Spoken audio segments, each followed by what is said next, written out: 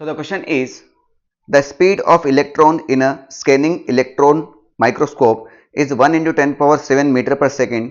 If the protons having the same speed are used instead of electrons, then the resolving power of scanning proton microscope will be changed by the factor of. यानी simple सी बात है, आपको एक microscope दिया है, उसमें electron और proton का स्पीड सेम दिया गया है, बस आपको बताना कि इलेक्ट्रॉन की जगह मैं प्रोटॉन लूंगा तो वहां पर रिजॉल्विंग पावर में क्या फैक्टर से चेंज आएगा। तो सिंपल सी बात है बेटा, यहां पर मेन वर्ड तो यूज हुआ है रिजॉल्विंग पावर, और रिजॉल्विंग पावर देखा जाए तो लेमडा के इनवर्सली प्रोपोर्शनल होता है। ठीक है, रिजॉल्विंग पावर जो होता है आपका वेवलेंथ के इनवर्सली प्रोपोर्शनल होता है। अब यहां वेलोसिटी का सीन भी दिया है, इलेक्ट्रॉन प्रोटॉन अलग अलग चीज है, यानी इनका मास भी सीन होगा, यानी लेमडा का फॉर्मूला क्या लग जाएगा यहां पर, h divide by M V, ये होता है ना h divide by P, P को हम एम वी लिख देते हैं। यहां पर h कांस्टेंट है, दोनों के वेलोसिटी सेम है, यानी v भी कांस्टेंट हो गया, यानी लेमडा हो गया आपका इनवर्सली प्रोपोर्शनल टू m, यानी यहां रिजॉल्विंग पावर क्या हो गया बेटा अपना, रिजॉल्विंग पावर हो जाएगा बेटा आपका डायरेक्टली प्रोपोर्शनल टू m। बात समझ में आ गई, रिजॉल्विंग पावर क्या हो जाएगा, डायरेक्टली प्रोपोर्शनल टू m।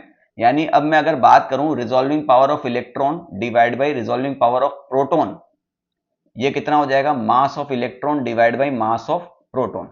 ठीक है, सॉरी, आपसे रिजॉल्विंग पावर ऑफ प्रोटॉन पूछा है इलेक्ट्रॉन के टर्म में, यानी आपको रिजॉल्विंग पावर ऑफ प्रोटॉन निकालना है in terms of resolving power of electron, कोई दिक्कत नहीं। ठीक है, अब हमें पता होना चाहिए कि मास ऑफ इलेक्ट्रॉन और मास ऑफ प्रोटॉन में संबंध क्या है। वैसे देखा जाए तो प्रोटॉन जो है इलेक्ट्रॉन से लगभग 2000 गुना भारी होता है। ठीक है, 2000 गुना अपन मान के चलते हैं फिजिक्स में, मगर यहां पर जो नंबर दिया है 1837 है ना, तो आपको यही मानना पड़ेगा कि जो प्रोटॉन है वो इलेक्ट्रॉन से 1837 टाइम्स भारी होता है। ठीक है, तभी इसी नंबर में आंसर आएगा, और कोई दूसरा नंबर तो है नहीं वहां पर। एमई से एमई खत्म हो गया, यानी आपका अगर मुझे resolving power of electron divide by resolving power of proton दिखाई दे तो 1 डिवाइड बाई 1837 इसको क्रॉस मल्टीप्लाई करूंगा तो ये हो जाएगा 1837, यानी इलेक्ट्रॉन की जगह मैं प्रोटॉन लेता हूं तो उसको रिजॉल्विंग पावर 1837 टाइम्स इंक्रीज हो जाएगी, तो ये हो जाएगा आपका ऑप्शन नंबर 1। ठीक है।